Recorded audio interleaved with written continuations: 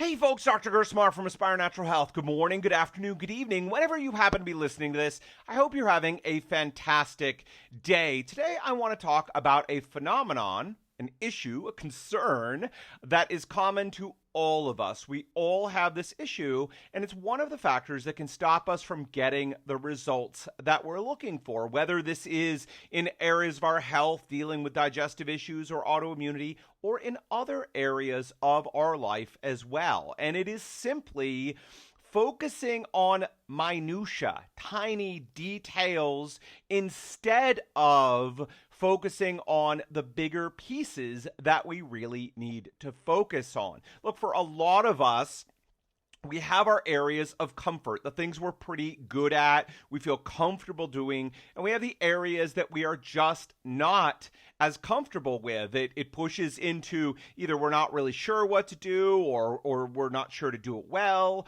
or it requires facing up to some painful or difficult issues, and so we want to avoid it. Now, one classic example I saw of this, we had someone who came to see us who was dealing with digestive issues and autoimmunity, and they said they were ready to get going. Well, over the course of a few sessions, we found that they had almost a mono focus, like their one thing they really wanted to focus on was diet. And they kept tweaking and tweaking and tweaking and wanting to tweak and wanting adjustments to the diet, when it was clear when we stepped back and looked at the big picture of what was going on, that there were some other key areas that needed to be addressed. And every time I tried to steer the conversation in that direction, there was like a rubber band, right? A big snap back. No. Or, yes, yeah, we'll get to that eventually. Or it was a little bit like, no, I don't need to address that. I've already taken care of those issues. There's nothing to see there. We need to focus more on diet. Now, ultimately, that relationship didn't work out. I had to have a little bit of a tough love conversation that continuing to, tweak the little tiny details of the diet wasn't going to get this person from where they were to where they wanted to go. So for all of us, when there's a bigger issue that we really don't want to address, again, it's usually because we're not sure how to address it. We're not sure that we can do it. Right? We're concerned that we're going to try and we're going to fail, and how that's going to make us feel, or what other people are going to think of us when we try that thing. Or there's some pain or other issues that are wrapped up in that we just don't want to deal with. So instead, we tend to futz around with the little details of what's going on. It's like, tidying up your house when it's on fire. Like, we're not going to get the results that we're looking for by making sure that all the books are in the shelves and like the carpet is vacuumed when the house is burning down. We actually need to deal with the fire first, and then we can always come back to it. All right, folks. So a lot of times we will find ourselves, going in circles or really hyper-focused on one particular area. The reality, the 80-20 rule, if you've never heard about it, says that the lion's share, 80% of the results come from 20% of the efforts. So it's not a one-to-one thing in almost every area of life. 20%, some key changes that we need to make are going to drive the lion's share of the results, and 80% of the efforts that we make, the other 80%, are going to give us 20% of the results. So again, there are a few major key things that are going to give us most of the results, and then a lot of tweaking and fine-tuning and adjusting is going to give us, relatively speaking, a small amount of results. So it means first and foremost, we need to address the big key pieces that are going to give us the results, and then again, don't get me wrong, there is a place for tweaking and adjusting and fine-tuning. There absolutely is. But we need to make sure that those bigger pieces are in place first that are getting us 80% of the results before we go back and spend 80% of our time, energy, and money tweaking, fine-tuning, and adjusting to get the other 20% of the results that we're looking for. So that not only comes in diet, but it comes in all aspects of our life. And again, one of the key mistakes that we see that people make, and also many practitioners, doctors and other health practitioners, is what we call a mono focus or a one focus. They're really keyed in to one specific area. You know, to deal with digestive issues and autoimmunity, it's all about food, food, food, food. And again, food is important, but is food going to solve all digestive issues and autoimmunity for everyone out there? Absolutely not. Or we see it in gut health.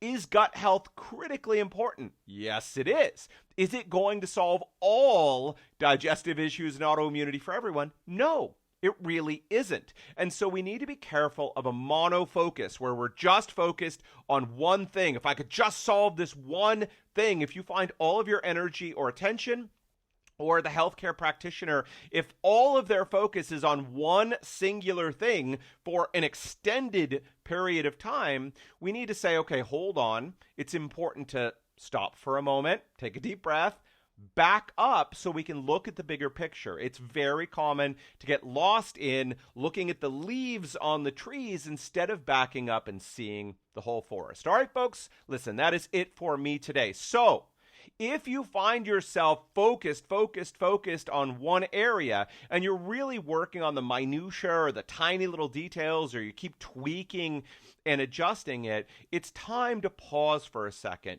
Is there other major areas, things that are going on in your life that A, you don't feel like you understand well, B, you're really, concerned that you're not going to do it well, you're going to fail and then feel bad about yourself or feel like other people are judging you. Again, diet can be one of those places. It can be challenging and difficult for people to make changes to their diet, and they'll often want to put it off because it requires those changes, and they're worried about, are they going to be able to do it, or what are their friends and family going to think about it if they suddenly say, well, they're eating this way or they're avoiding this food or all of these things. It's very common. Or are there some painful and difficult areas wrapped up in all of that for you? Again, to take diet as an example, for many people, it brings up issues around their childhood and other things that are going on for them. The answer here is kindness, right? Kindness for yourself. There's no blame.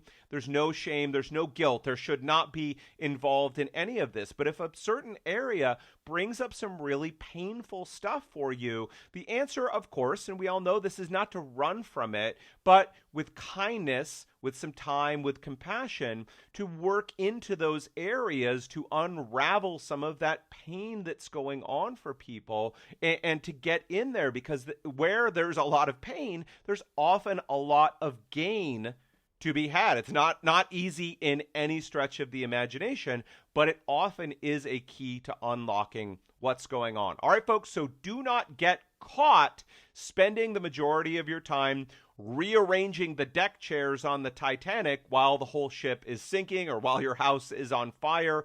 Make sure that you're covering the major areas. Don't let not understanding, ignorance, don't let fear of failure, and don't let pain in those areas stop you from addressing the areas that are going to help you get towards the results that you're looking for. All right, folks, that is it for me today. Now, listen, I'd like to urge you to pick up my best-selling book, The Clear Path to Health. This book is all about not getting lost in the minutia. It is very easy when we're trying to get healthy and stay healthy to get sucked down into the tiny little details and end up totally confused, like we're in a maze and we don't know how to get out. The whole goal in this book was to help us zoom out to get to the principles that keep us healthy and that make us sick. By understanding the principles, we can then look at the tiny little details and better understand whether they're appropriate for us or they're just going to lead us to chase our tail, waste our time, our energy, and our money. I'm extremely proud of this book. I love if you picked up a copy. So all you need to do is go to aspirenaturalhealth.com/book. That's Aspire, as in ASPIRE, naturalhealth.com/book. spirenaturalhealth.com/book and get your copy today. All right, folks, that is it for me today. Until next time, take care.